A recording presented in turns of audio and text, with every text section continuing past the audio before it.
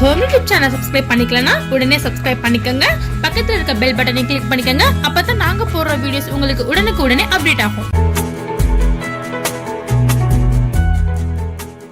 வணக்கம். நம்ம இன்னைக்கு வந்து கார்லிக் பட்டர் நான் பார்க்க போறோம்.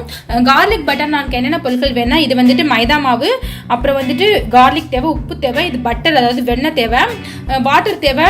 அதுக்கப்புறம் இந்த மைதா மாவோட நான் என்ன சேர்ப்பேன்னா, ஈஸ்ட் வந்து 1 டீஸ்பூன் சேர்ப்பேன். அதாவது 1/2 கிலோ மைதா மாவுக்கு 1 டீஸ்பூன் ஈஸ்ட் வந்து, ஏன்னா ஈஸ்ட் சேர்த்தாதான் மாவு வந்து உப்புக்கிட்டு நான் சூப்பராக வரும். ஈஸ்ட் இல்லாத பட்சத்துக்கு baking soda 1/2 teaspoon, 1/2 teaspoon soda, baking உப்பு, சோடா உப்பு இருக்கு பார்த்தீங்களா, அது, தயிர், இது மூணையும் நம்ம சேர்த்துக்கலாம். அதாவது ஈஸ்ட் இல்லைன்னா, ஈஸ்ட் இருந்துச்சுன்னா வெறும் ஈஸ்ட்டை மட்டும் போட்டுக்கோங்க. ஈஸ்ட் இல்லை அப்படின்னா இந்த baking powder, baking soda powder, அதோட தயிர் எல்லாத்துலேயும் ஒவ்வொரு டீஸ்பூன் சேர்த்துக்கோங்க. இது வந்துட்டு உப்பு தேவை, பட்டர் தேவை. இப்போ மாவு பிசைகிற மெத்தடை நம்ம பார்க்கலாம்.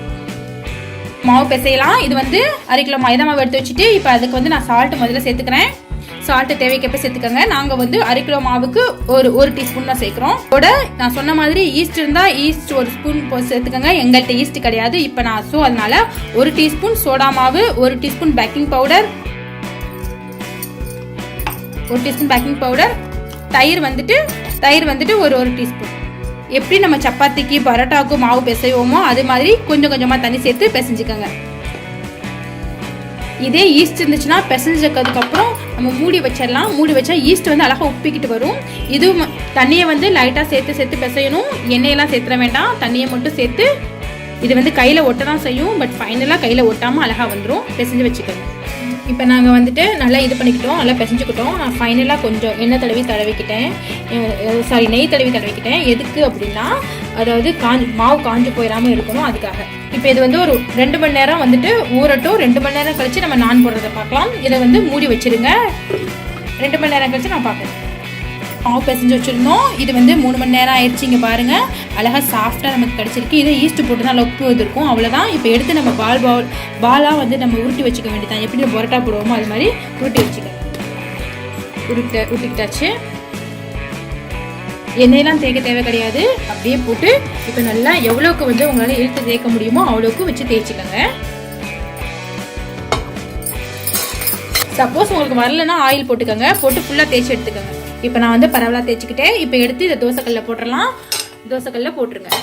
அவ்வளோதான். ஒரு பக்கம் நல்லா ஃப்ரை ஆனதோட மறுபக்கம் நம்ம திருப்பி போடணும். ரொம்ப கருக விடாமல் அழகாக முருகலாக டீப் ஃப்ரை பண்ணி எடுத்துக்கோங்க. திருப்பி போட்டுக்கலாம். நான் போடுவோமோ அதே மாதிரி நம்ம நான் போட்டுக்கலாம்.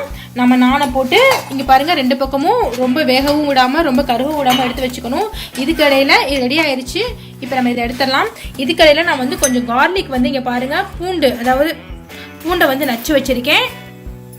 இதை எடுத்துடலாம். இப்போ நச்சு, அதாவது மேலே வந்து இப்போ சூடாக இருக்கும் போதே வந்து பட்டர் அப்ளை பண்ணிடணும். ஃபுல்லாக பட்டர் அப்ளை பண்ணிடுங்க. பட்டர் வந்து ஃபுல்லாக அப்ளை பண்ணிடுங்க. பட்டர் நிறையா அப்ளை பண்ணால் ரொம்ப டேஸ்ட்டாக இருக்கும். அதுக்கு மேலே இந்த வச்சுருக்க கார்லிக்கை வந்து இங்கே பாருங்கள், கார்லிக்கை வந்து ஃபுல்லாக தூவி விடுங்க. தூவி விட்டு திரும்ப மேலே வந்து பட்டர் அப்ளை பண்ணிவிடுங்க. போட்டு திரும்ப அதுக்கு மேலே திரும்ப பட்டர் வந்து அப்ளை பண்ணிவிடுங்க. அவ்வளோ 2 பக்கமும் நல்லா இதாயிருச்சு. அவ்வளோதான், நமக்கு பட்டர் நான் ரெடி ஆயிடுச்சு. எடுத்துருங்க. நம்ம எடுத்துடலாம். சுவையான வாசனை மனமுள்ள கார்லிக் நானும் ரெடி ஆயிடுச்சு. இது அப்படியே நம்ம சாஸ் தொட்டோ இல்லை பட்டர் மசாலா தொட்டோ சாப்பிட்டா ரொம்ப சுவையாக இருக்கும். ட்ரை பண்ணி பாருங்கள். இந்த வீடியோ பிடிச்சிருந்துச்சுன்னா எங்கள் சேனலுக்கு சப்ஸ்கிரைப் பண்ணுங்கள். தேங்க்யூ.